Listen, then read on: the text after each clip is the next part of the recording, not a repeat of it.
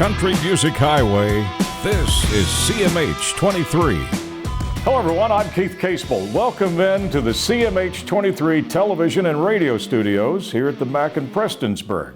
Hey, let's say welcome to Josh Martin. Good to see you. Good to see you too, Keith. Welcome home. Thank you very much. Good to be back. Let's talk a little bit about Josh Martin. You're coming home, which it has to be good to be here with your band to do the show.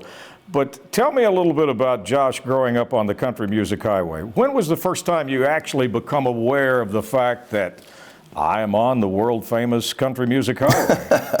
Man, I don't know. Maybe a couple years ago when we started doing this thing. But no, I mean, growing up around here, you know, from humble raisins, you know, it's just you don't really take pride in any of that stuff, you know, and grew up singing in church and all that, and then stretching out into different music genres and everything. But I guess, you know, we used to do a thing down here at the Mac called Front Porch Picking. Me and Keith Cottle and you know, Monroe, and we had everybody in the region showing up for that thing.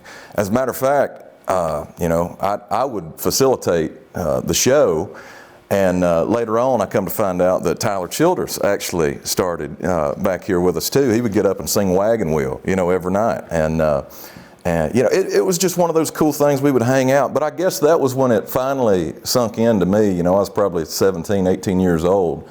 Just what kind of talent existed in these hills and hollers. And that it's really our greatest natural resource. I believe that, Keith. You know, it is amazing. In fact, we're doing a documentary on Chris Stapleton. Chris actually came up and was trying out for the Kentucky Opry. I've heard that. And yeah. we were talking to Joe Campbell about it, and Joe said, yeah, he didn't make it. And boy, did we make a mistake on that. And then just recently, I was testifying in front of the Economic and Tourism Department, and a gentleman came up to me who was from Prestonsburg and said, you know, Tyler Childers used to come over to the lake and get on the houseboat and sing, and we'd take up money just to pay him. And I'm like, the Tyler Childers who just sold out like 50,000 seats in Commonwealth Stadium. Absolutely. The talent level is incredible. And you're right. I think when we grow up in this area, we do take a lot of things for granted about the area. Yep. The beauty of the mountains. Yep.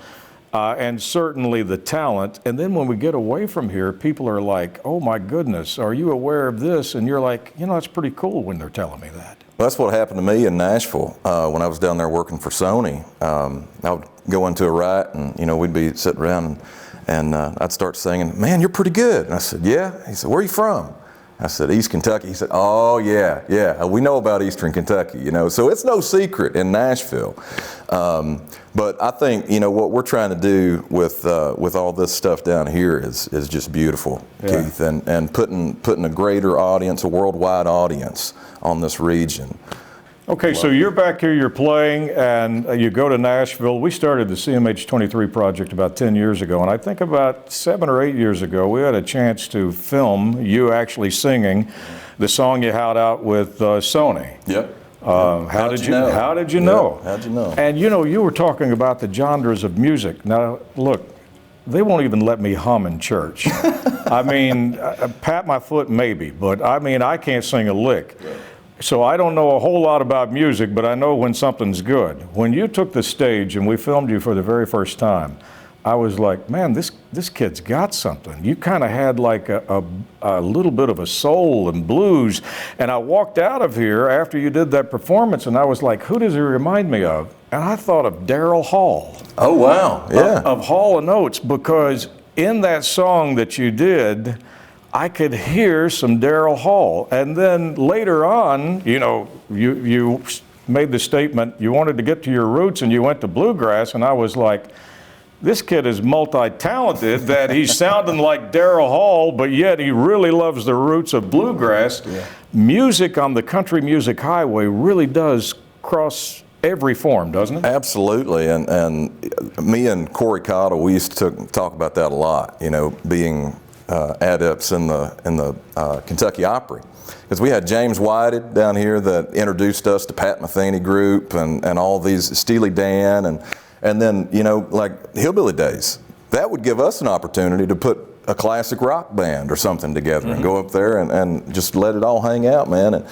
It's really people from outside of here, they don't realize just how cultured the music scene is around here. And I really owe a lot to that culture that kind of helped me navigate through the music industry. And we're still growing, still doing stuff in it, but it's that wide span of genres that you're shown here through everything. Well, let's talk about that, because you're with Sony, you've had some success, you've got songs out there. The Sony deal comes to an end. You know, I guess you look at that was a bad thing, but out of the bad thing, you had a little time to think about who you wanted to be and what you wanted to do. Where did this idea of the super group of the Woodbox Heroes come from? And tell me about the formation of the people, and please, the people that you've got in it, because you said, I want the best of musicians. And boy, we got them. I think it's coming out of Sony. We'll start from there, because like you said, at the time it did appear to be a very bad thing for me. We had just had our second child, and life deals you cards that you have to figure out how you're going to play them. And I just kept writing, kept working, kept writing songs, and kept making connections and playing shows. And finally made a record, made my first full-length record, and debuted it in December of 2019. And so we had all kinds of tour dates and had the albums printed and all that stuff to take it out on tour in 2020. All right, so I think you can see a pattern here. I'm known for my impeccable timing of things, okay?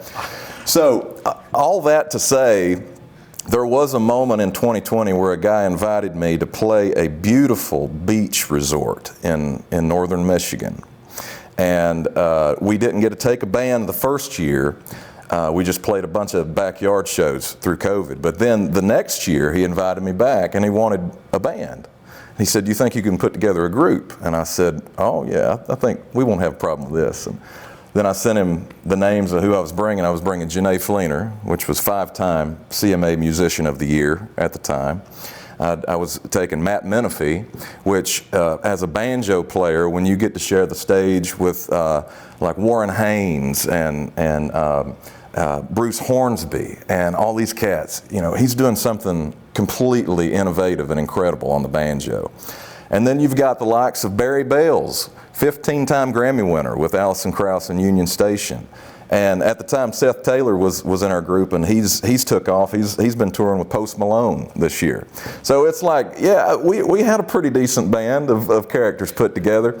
And Janae said it best. That year when we took the stage and started playing on that beach, it felt like a lightning bolt struck right there, and all the stars lined up together, and this thing that later became known as the Woodbox Heroes was formed right out of that happenstance. So through the exercise of getting past the darkness, that happened in my life, you've got this incredible group that's we're just now getting started.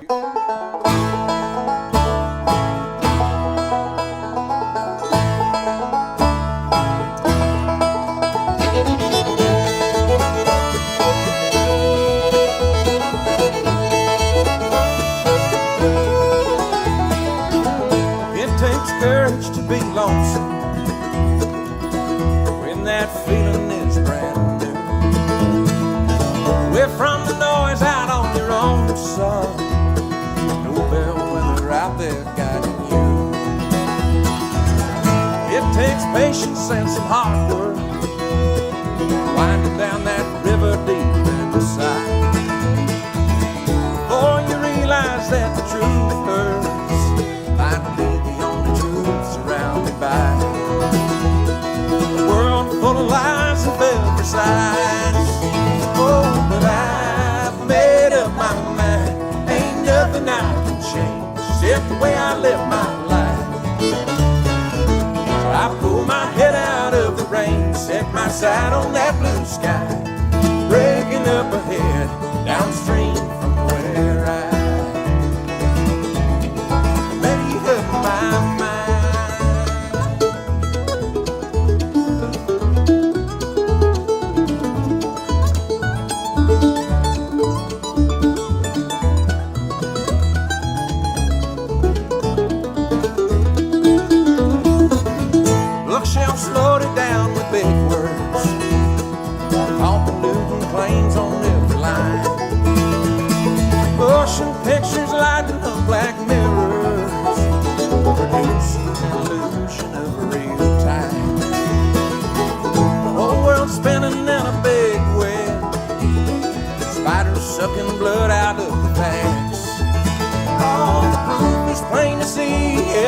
smell of the breadcrumbs lead in the darkness where all of them combine. It's the amalgamation that made up my mind.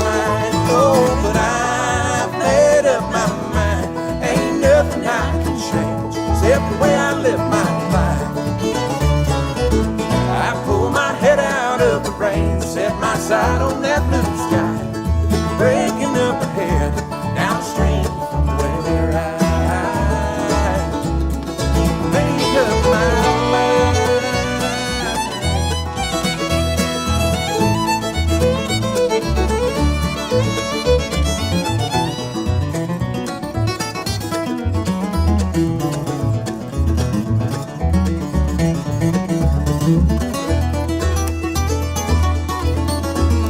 Oh, I made up my mind. Ain't nothing I can change except the way I live my life.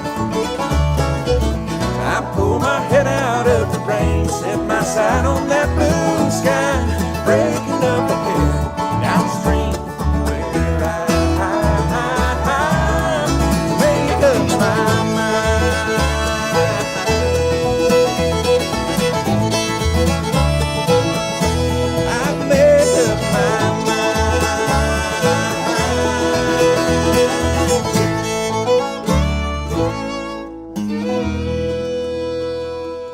When I went to the Rock and Roll Hall of Fame in Cleveland, one of the first things I noticed was that Bill Monroe is in the Rock and Roll Hall of Fame. He is, yeah. And a lot of times when people think about bluegrass, they think Bill Monroe, Ralph Stanley, certainly Ricky Skaggs. Yeah, totally. I mean, and when you came out with the Woodbox Heroes, my friend Dennis Walker, who's on Highway 23 Radio, 2 to 6, check him out. Shameless plug, Dennis. He said, you got to hear Josh and the Woodbox Heroes. He said, they're top on the bluegrass charts. He said, but it's not bluegrass like you've ever heard it before. Right. He said, it's like bluegrass on steroids. He said, it's got soul, funk, it's got jazz. He said, I don't know even how to put it into a category. How do you put what you're doing into the category? Well, I don't think the category exists right now. I think, like you said, you know, Bill Monroe is in the Rock and Roll Hall of Fame for a very good reason. He influenced the likes of like Chuck Berry and all those guys, just in the way he was playing the mandolin. And I truly, like, we've talked about this amongst ourselves and heard the comments from other people who love music and have witnessed a show. It's truly, it doesn't have a category right now. It's something completely new. From the recordings that are getting ready to come out really soon, to just the live performances that we were just playing last week. It's electric. I gave you a category. I called it fun. I mean, you can actually, you guys are having a ball. Yeah. I mean, you can tell it's a labor of love. I mean, I've watched your performances. I mean, everyone is looking at each other like this is enjoyable. Yeah. I mean, like you said, that lightning bolt went off. You can see the chemistry and the magic when you're playing. Well, and that's something that I think we forgot about. Like, you know, we talk about moving to Nashville as a career move, you know, and we get down there and we take it so serious, and it's like, oh, I've got to do that, you know. No, just strip it back and have some fun, you know. Just cut loose.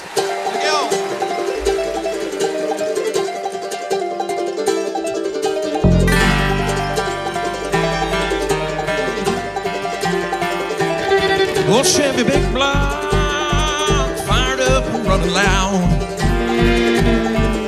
I'm rolling through the hills like an Oklahoma funnel cloud. Hank Sr. in my speakers feels just like a scene string down to 1949. It's just a few more miles till I cross the line. Oh, that woman don't know what she did. The heart breaks, ground shakes, things change when goodbye hits. And her ghost is always loudest, no one else around but the silence of the night. It's just a few more miles till I cross the line. Just a short drive to get my mind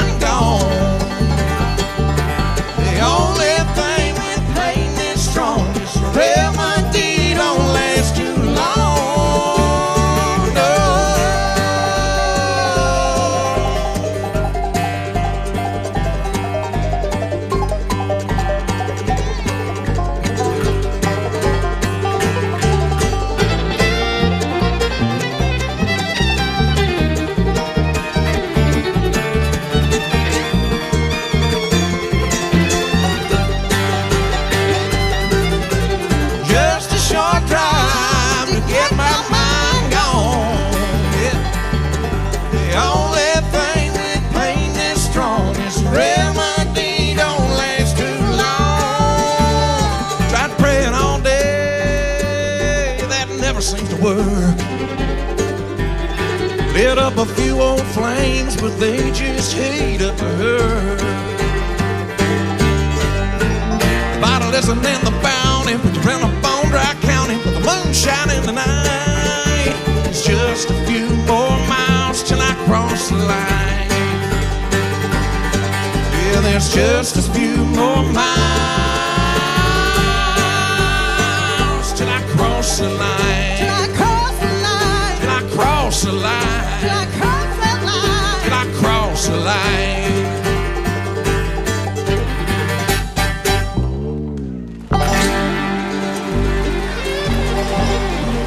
Thank you.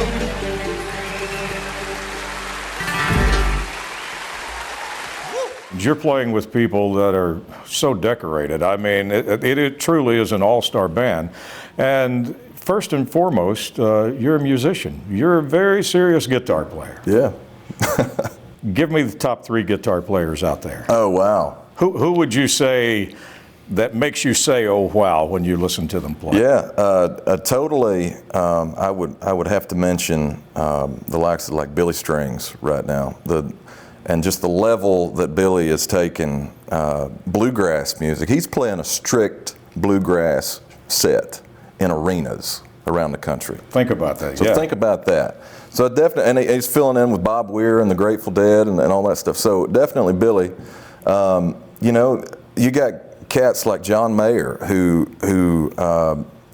just adds so much soul into pop music and what he's been able to do in his career. And then I would even go to kind of a dark horse right now. There's a cat that's living in around Jonesboro, Tennessee, Trey Hensley. He is one of the most just incredible acoustic musicians I've ever seen in my life, and just the way that he can work a fretboard so effortlessly, it's incredible what he can do. But I think those are the top 3 right now. You know, I heard an interview with Eddie Van Halen on the Howard Stern show, and Howard asked him if he ever sought anybody out to take a lesson. He said only one person. I would have never guessed who it was. It was Glenn Campbell. Wow. Yeah. Eddie Van Halen went to Glenn Campbell. I mean, that tells you about the musicians that you're talking about that are playing this music. Totally. So the Woodbox Heroes are going to be here on Saturday night, the 16th at the MAC. You've got to get your ticket. Bring the whole family. You're going to have fun. Let's talk a little bit more about some things I want to get your thoughts on.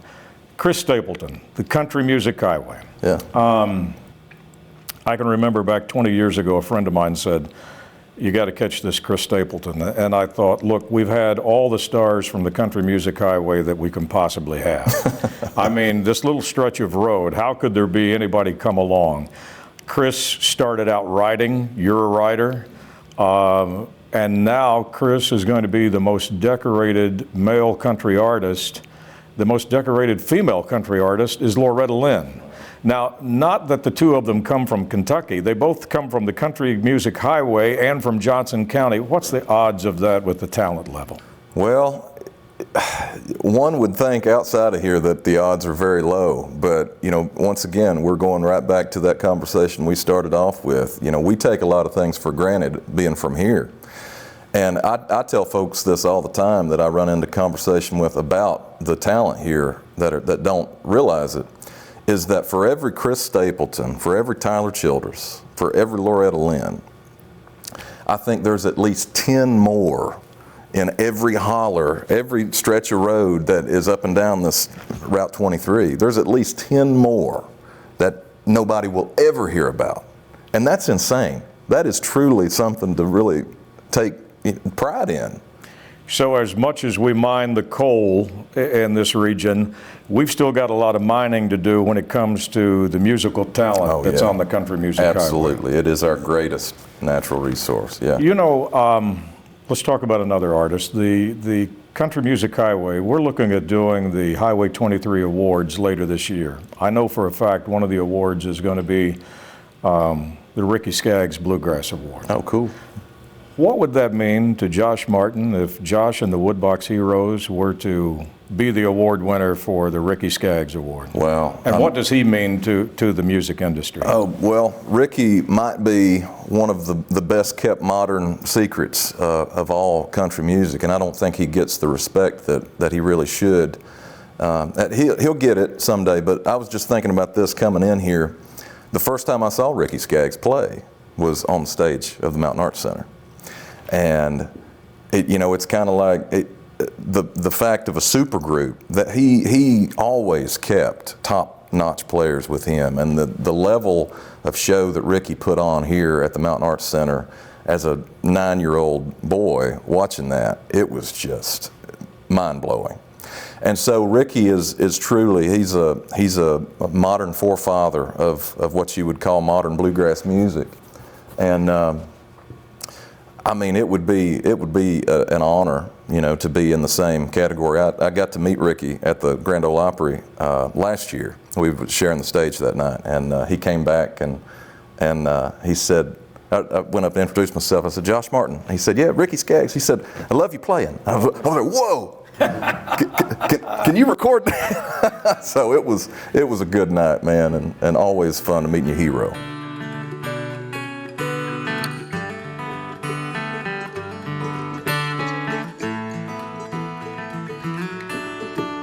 Words. It started with words. He said, then she said, then he says it hurts. Walls, just like bricks in a wall. We stack them so high that no one survives when they fall. But you're gonna wanna remember this part of the story, coming undone when you've done all you can but let go. Take a few pictures to keep in your mind and write it all down on your heart. I promise that you're gonna wanna remember this part. Love, I knew it was love, and the feeling I felt when you held me was never enough.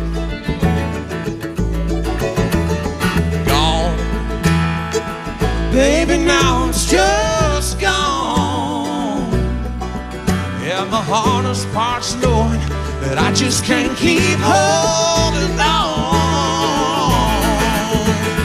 You're gonna wanna remember this part of the story, the coming undone when you've done all you can but let go.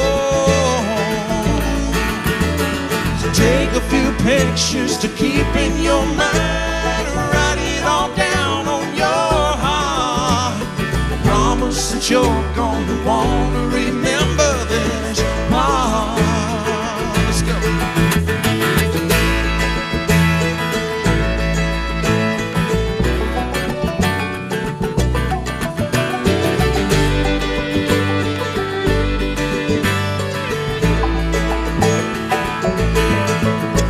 You kiss me goodbye, take your sweet time.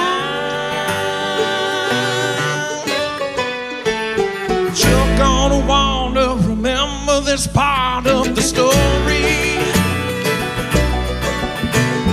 coming undone when you've done all you can to let go.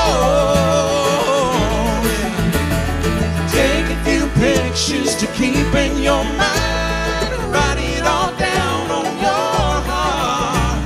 I promise that you're gonna wanna remember this part.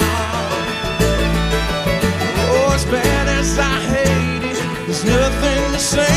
It's the last time I'll be in your arms. I promise that you're gonna wanna remember this part. I promise that you're gonna wanna remember this part.